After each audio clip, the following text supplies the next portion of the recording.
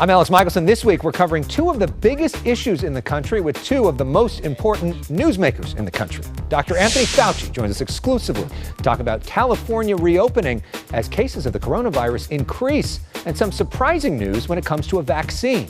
And the chair of the Congressional Black Caucus, Karen Bass, on the legislation she just wrote that could dramatically change policing in this country. The Issue Is starts right now.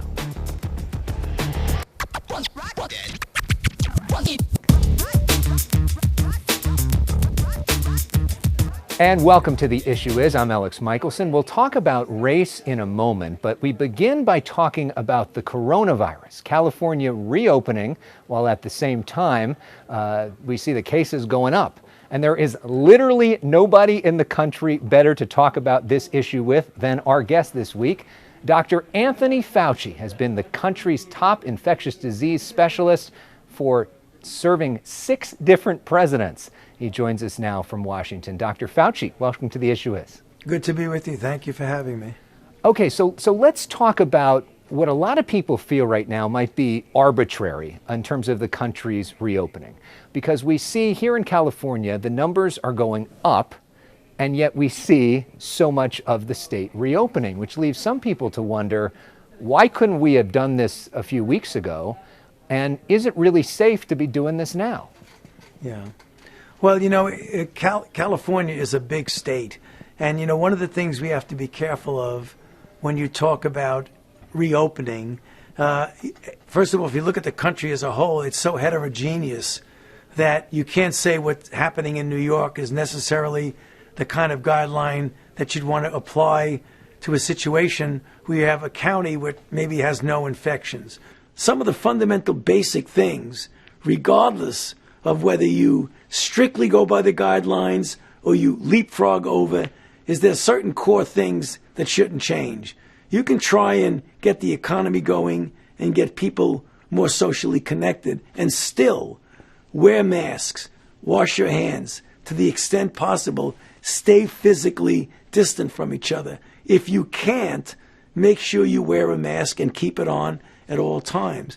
Yes, there are parts of the country where as you open, you're starting to see that there are cases that are blipping up.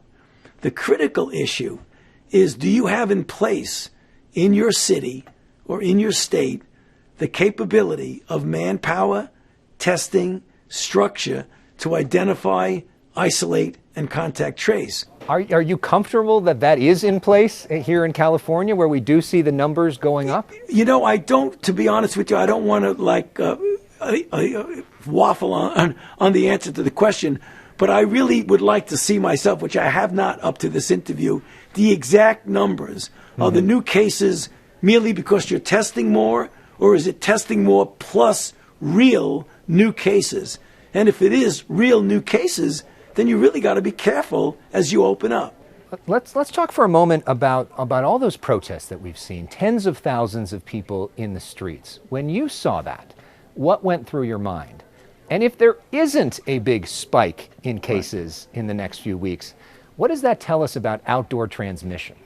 I clearly can understand the need and the constitutional right to peacefully demonstrate against the social injustices that are at hand. However, in that context, with an appreciation and a feeling for why that's important, that is risky.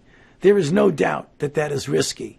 And the fact is that when you put people together in a crowd, particularly if you don't wear a mask or if you pull the mask off when you're chanting or shouting, there is a real risk that there will be an upsurge of infections. Now, you're not going to see it for at least a few weeks after, because it isn't you have a demonstration on Sunday and then on Friday you're going to see infections. You're not. What's going to happen is that it will trickle in sort of subtly, and then you'll start to see an increase in cases and maybe an increase in hospitalizations. Now, you may get away with it, but the risk is considerable. But if there's a slight uptick but not a big increase in deaths, does it tell us that outdoor transmission, not that big a deal? No, I mean, I think you've really got to be careful about that. I wouldn't say it's a big deal. You may just be lucky at this particular point that it didn't happen. Outdoor transmission, as a fact, is less efficient than when people are enclosed in a room. There's no doubt about that. But still, we recommend when people are outside and cannot avoid being within that physical distance that we recommend, that they wear a mask. Now, speaking of that, President Trump is going to start holding campaign rallies within the next week. That's a large-scale event. He's asking his supporters to sign liability waivers. Is that sort of event recommended right now? And did he check with you if something like that is a good idea? The president gets advice from any of a number of different factors in the White House. So the only thing that we can do is that we would make a recommendation.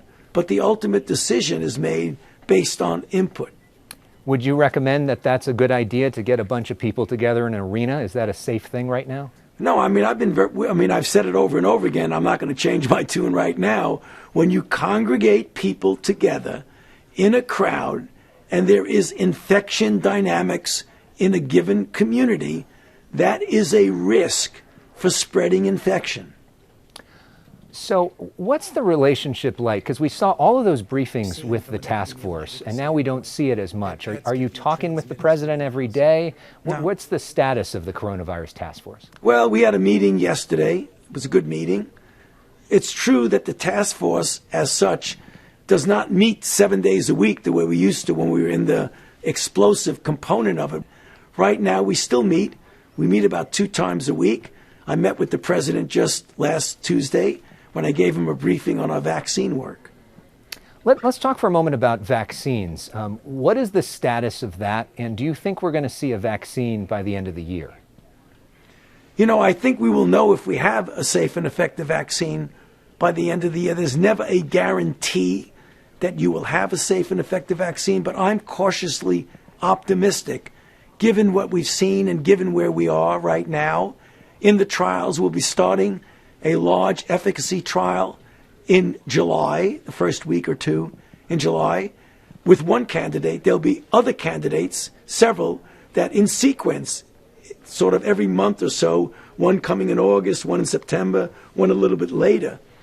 So we feel, based on the data that we've already seen, cautiously optimistic that we might have a vaccine, and that would be available either by the very end of this year or in the first couple of months of the 2021.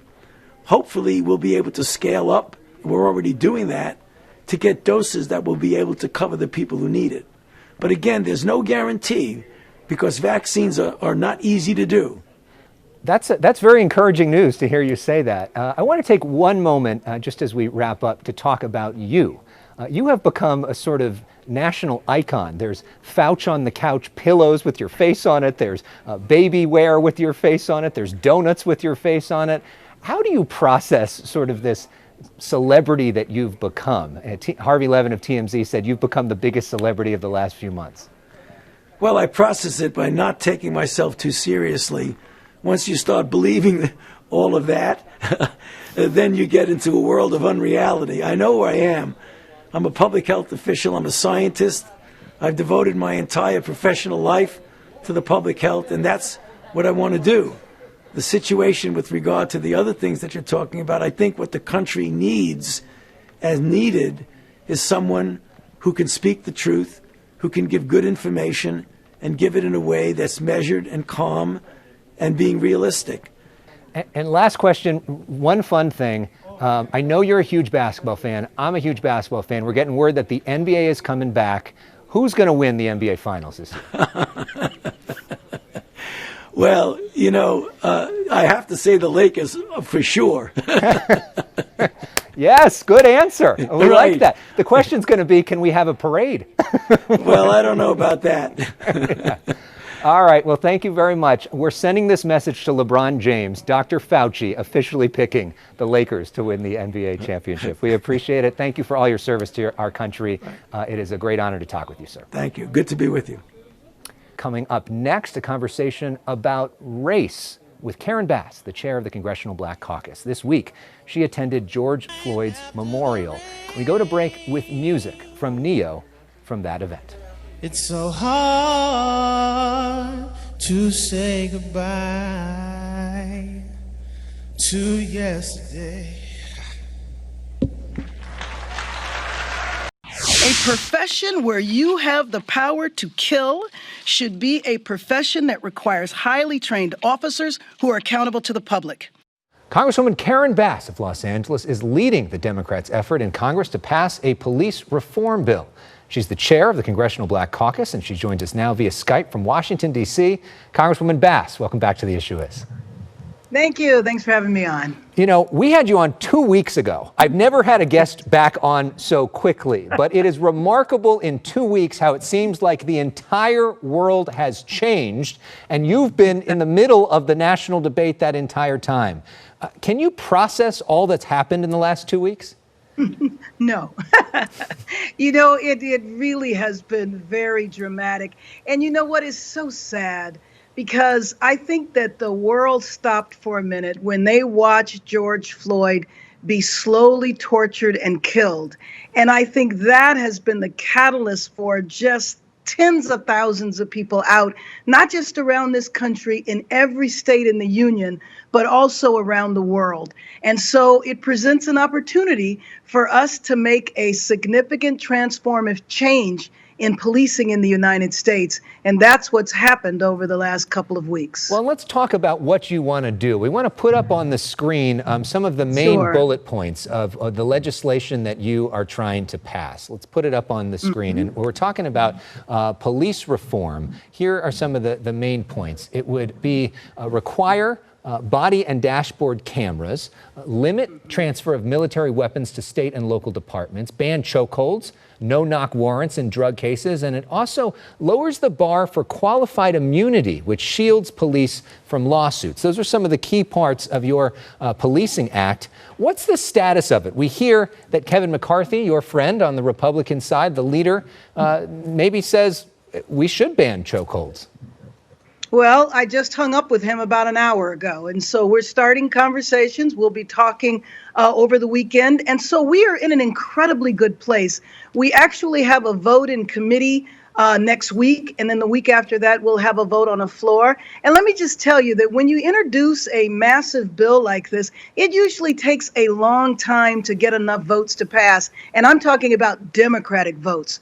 Well, we're already to the point where we have enough votes to pass off the floor even before it's out of committee. And I think that is completely because of the momentum in the streets. The country is ready for a change. I've been involved in this issue for years, and I have never seen polling that shows that 70% of the American people have said enough is enough. We have seen enough videos, and another one surfaced today.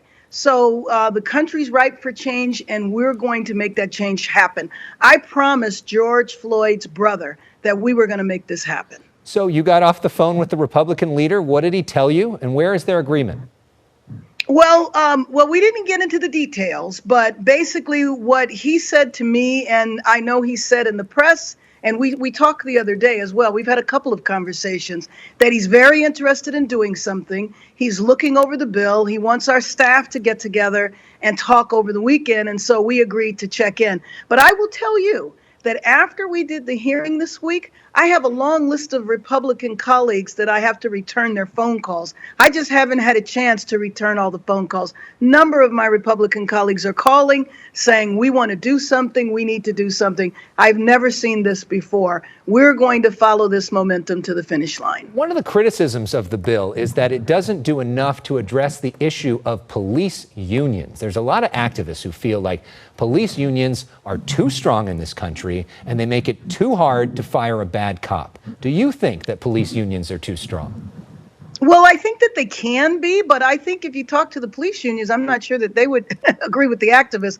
But I do want you to know that I just left a message for the Fraternal Order of Police. I will be talking to him very soon. They did a letter, actually, and it wasn't a letter saying we're in love with the bill, but they also didn't say they hated it. That was a really big deal for the national organization to submit a letter. And that gave a lot of encouragement, I think, to both sides. I also met this week in Houston with the chief of police, Chief Acevedo, and he is the president of the National Police Chiefs Association. And he actually gave very positive testimony the other day. So you know what? I just think that the murder of George Floyd was just too much. It was just too much. And I think it's just very important that we make a difference this time. We have the opportunity to do that. But and I believe we will. The critics would point to the fact that the officer who killed George Floyd had multiple disciplinary violations before it happened, and that perhaps the union stopped him from getting fired before, which is why maybe you need police union reform. What do you say to that? Well, actually, I don't know about that. I do know that he had a number of complaints. But one of the things that the bill does, though, is it does a national registry so that if he left that job, remember when he got fired, if he hadn't have been arrested, technically, he could have just gone to another district and gotten a job. If you remember the child, the 12-year-old child that would have graduated high school this year, Tamir Rice, he was killed within seconds when a police officer jumped out of the car and thought that the 12-year-old was a threat. Well, he had been fired from another jurisdiction. He lied on his application. And so one of the things that we will do in this bill is a national registry so that wouldn't be able to happen. The other thing that the bill does is that it will make it easier to fire, to prosecute, or to sue.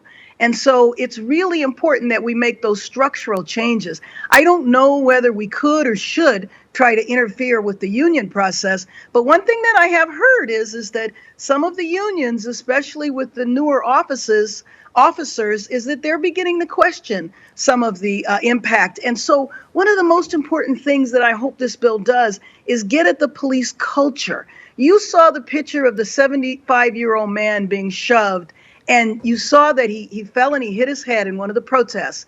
And a police officer leaned down to render assistance, and another police officer pulled him away. That was terrible. But the police culture that says, we know we can act with impunity because the law is on our side. And so if I kill somebody, how is it going to matter? I mean, that officer that killed George Floyd had his hand in his pocket. He was looking straight at the camera while he choked him to death. Right. He didn't care because he felt nothing was going to happen to him. Activists say it's time to defund the police. Do you think it's time to defund the police? No, I don't think it's time to defund the police. But let me tell you what I do think.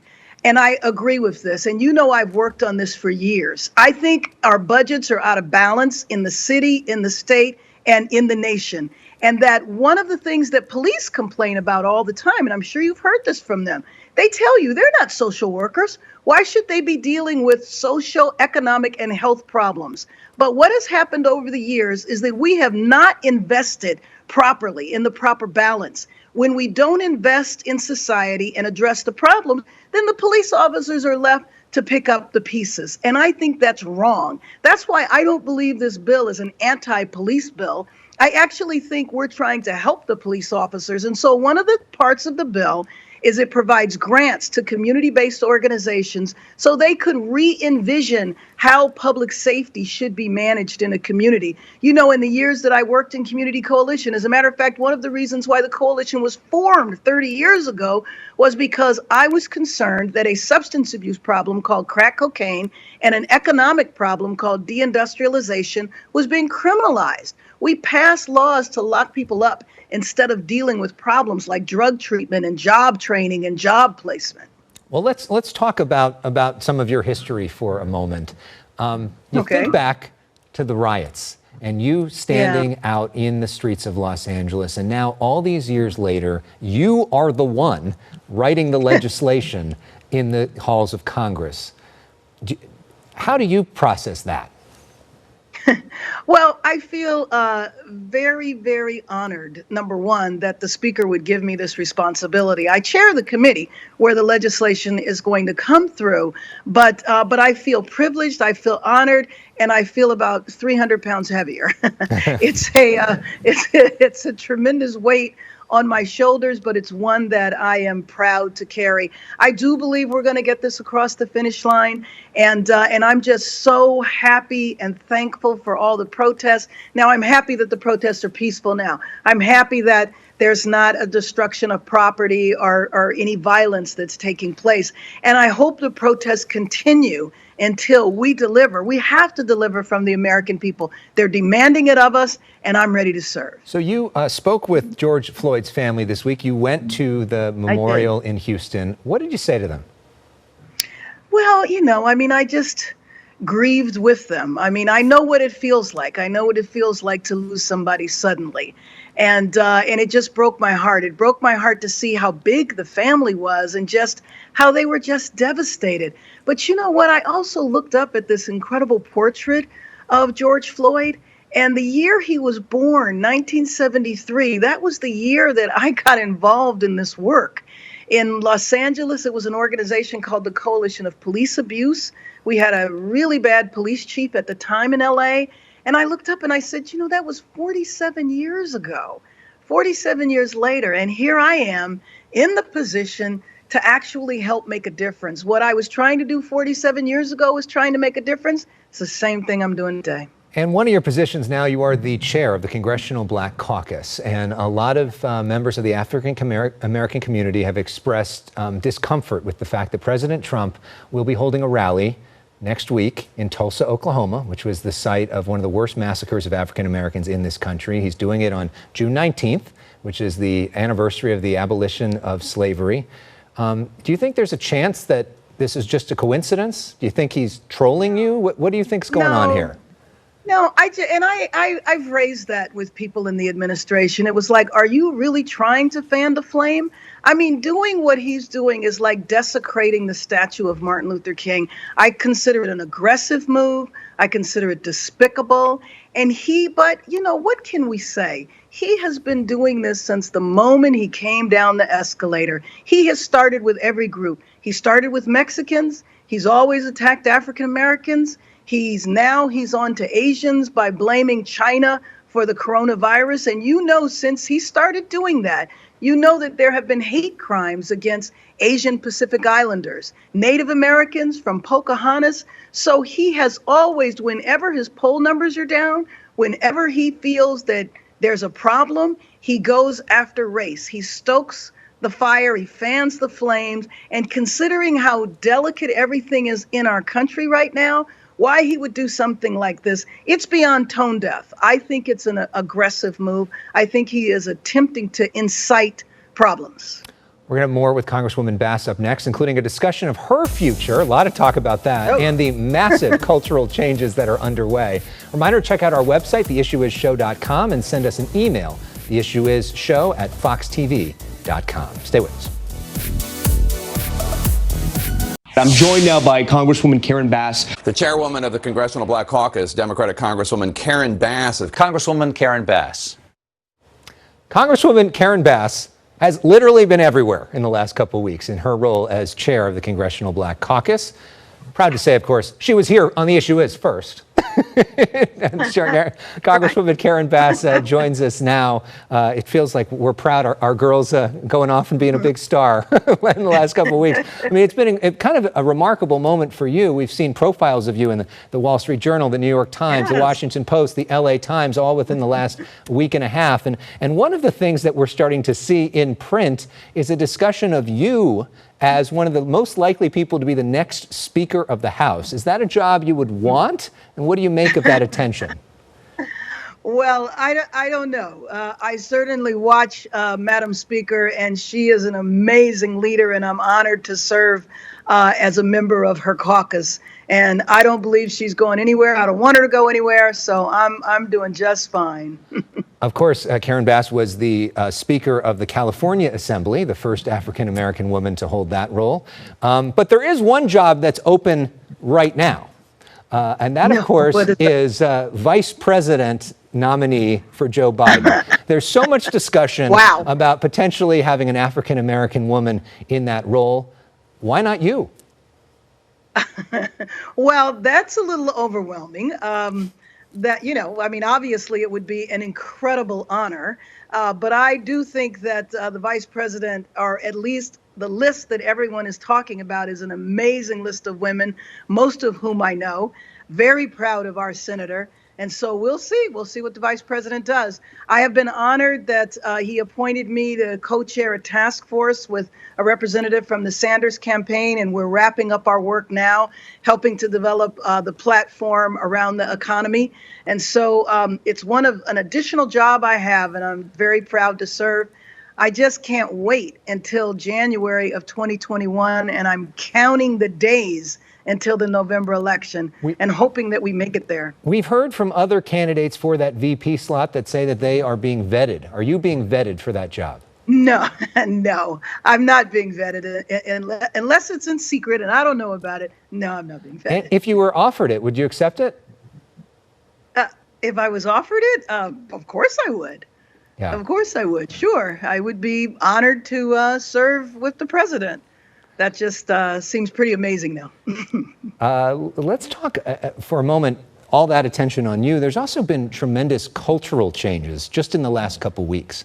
Like, for instance, sort of a lighter note, but still a significant thing, we got a black bachelor coming to ABC. I don't know if you heard that. They just announced that for the first time in the 150 seasons of The Bachelor, that there's going to be an African-American leading that. We've also seen, things like Cops is being taken off the air, Live PD being taken off the air, a reevaluation of how corporations do things. Do you think that some of this is an overreaction? Do you think this is appropriate? What do you make of this cultural moment? Well, I definitely don't think it's an overreaction, and I think all of it is positive, and it needs to continue, but it also needs to not be symbolic and not be superficial. So, for example, I've certainly seen a number of corporations talk about increasing their philanthropic giving and all. But, I would also like to see their board of directors. I'd also like to see their executive staff, not just their line staff. So I think if we're going to make a cultural change, let's make it significant. To me, what is so important, though, if you think about it, African Americans have been marching and protesting about police brutality for really over 100 years. And what I felt up until Rodney King was that we were just never believed. And then after the cell phone camera, it seemed to continue that, people saw the cell phone, but then they wanted to know, well, what happened before? And let's find out about this suspect's background. None of which should have involved somebody losing their life, even if they had committed a crime. How about arresting and putting somebody on trial? How about innocent until proven guilty? And so I see the sea change, and my job is to take that sea change and make it legislative and bring about transformative change. So lastly, you've been in this fight, as you said, for 47 years. Do you think that it's different this time? Is it actually different this time? Yes, it absolutely feels different this time. I think what has happened before is that we've seen marches come and go. The character of these marches is completely different. In many respects, you look in the cameras and you see very few African Americans. Some of the marchers are predominantly white.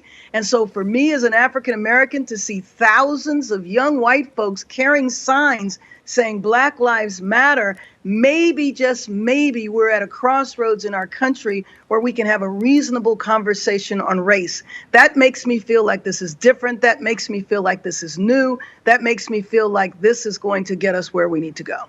Congresswoman Karen Bass, make me one pledge. If you become the vice president, don't forget about us. I will never do that. You heard it here first. All right, I'll Congresswoman, remember. thank you very much. We appreciate it. Nice to talk with you.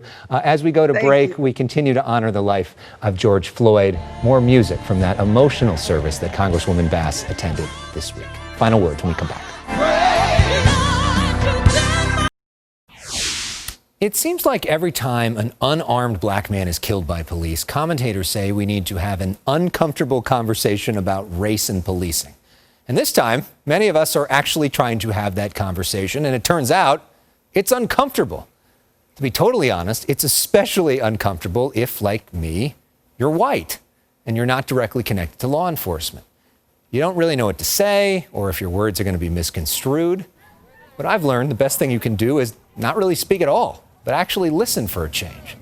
I've been moved by conversations with my black friends and colleagues. I never quite understood how deep their pain is after centuries of discrimination. I've heard from moms who are afraid for their safety of their black kids when they walk out the door. They're angry that police unions have far too often kept bad cops employed. But I've also spoken with police officers, and the overwhelming majority of them see those 4 Minnesota cops that killed George Floyd as murderers. Cops frequently have to make split-second decisions where there isn't always a good answer. If we villainize all cops, including the good ones, why would anyone want to join the force and reform it for the better? If we're going to see real change in this country, we need to stop screaming in each other's faces and try to actually hear each other out. That's not so easy to do in an era of social media narcissism and millisecond-long attention spans. But that's the only way a change is going to come. Speaking of that, we end with one of my all-time favorite songs. Back in 1963, Sam Cooke wrote about racism in America. This past week, his music was as relevant as ever at George Floyd's memorial service. I'm Elex Michaelson. Thanks for watching. The Issue Is. A change gonna come. Oh, yes, it will.